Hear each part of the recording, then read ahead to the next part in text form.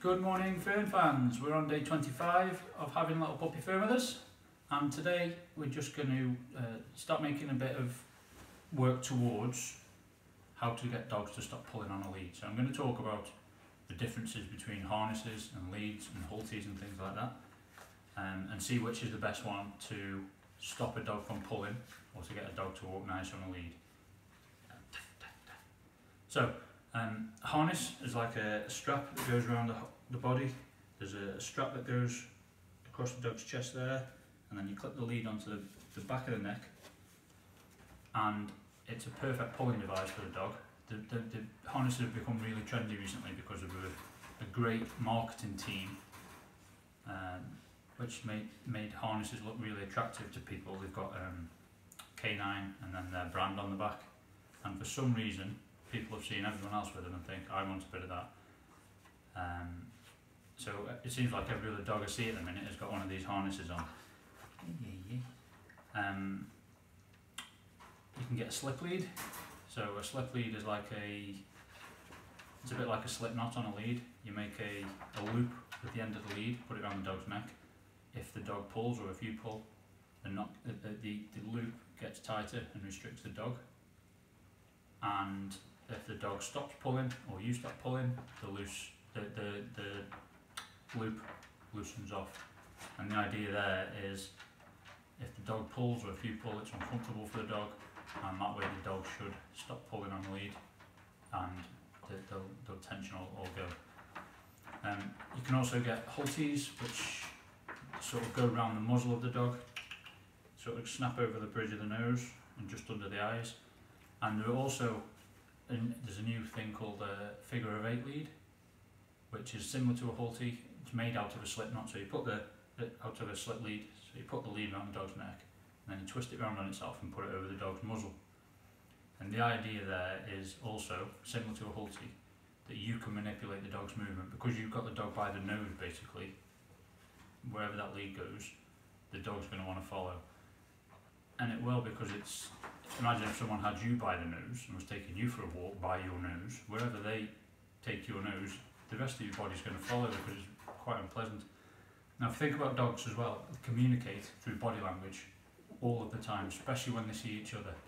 And a lot of dogs' body language, especially when it comes to anxiety or aggression or a warning to other dogs or people, comes from the face. So they might curl their lips, they might bare the teeth, they might bare the gums, they might frown the forehead. There's lots of different ear movements that go on, which is all passing a message to another dog. Now, we're worried about aggression in dogs. A dog's only really going to be aggressive as a last resort. It's passed a message to another dog to say, I'm not happy about you being here, you're too close for me, I don't like you. If that dog doesn't pick up on that message and carries on being close, he's going to keep passing messages through his body language until he feels he's got no other choice but to fight. Because if you think of fight or flight, flight's been taken away from him because he's on that end of the lead and you're holding him. You're taking him up to the dog, he's got no other choice. His body language has shown this dog, I'm not happy about this being here, and the dog's still there, so the only choice left is aggression and fight, and then they'll start fighting. What's happened there is the dog's been passing these messages on with his forehead, like a wrinkled brow, with the whites of his eyes, or with the lack of whites of eyes, with his ears positioning and movement, with the lips and the gums and the teeth. And all these messages that dog has been passing on to the other dog have been restricted by having that lead or halti or figure of 8 slip lead around his muzzle and around his head. So your dog might be anxious or worried or aggressive or warning another dog away, but that message is simply being masked and hidden behind the restriction over his face and over his muzzle. And that's why a lot of aggression comes from. So yes, these things are great for leading the dog around and stopping the dog from pulling, as would be me taking you for a walk by your nose, because you're not going to pull. If you pull, I just pull harder and I lead you where you want to go.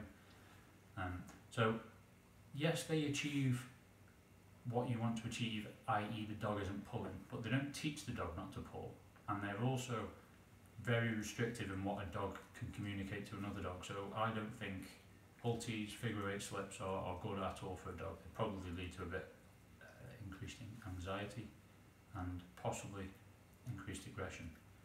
So I would never use a figure of eight slip knot lead or a halti or anything similar to that. Harnesses, I think a harness is a way of encouraging a dog to pull, because it, rather than just being around his neck and having the power of that little bit of communication through the neck, she's got a big harness to transmit the power from her body into that lead and pull you down the road if she wishes to. Remember in yesterday's video, was it yesterday's? One I filmed a few days ago, about a dog is always learning. Whatever you allow a dog to get away with, then a dog learns that that's right. And so if a dog pulls and gets to go where it wants to go, it's learning that to get from A to B, I need to pull.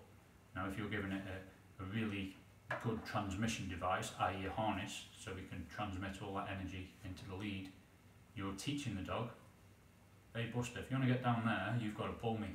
And that's how the dog thinks and learns, so the dog's going to pull, or be more inclined to pull. And then you've got leads. You've got a lead with a buckle which attaches onto the collar, or you've got slip leads, or you've got chains, and there are hundreds and thousands of different types of leads. Choke leads, so if a dog pulls a bit like a slip lead, you can yank on the lead and it throttles the dog, and the dog goes, oh, I don't want to do that again, perhaps I better not pull. But if you're letting the dog take you to where it wants to go by pulling, that message is being passed on stronger than the yank of the chain. And a lead's great as long as the dog isn't pulling on the lead or there's no tension on the lead. Now all these things are just a way of attaching your dog to your hand or to you or to your vicinity.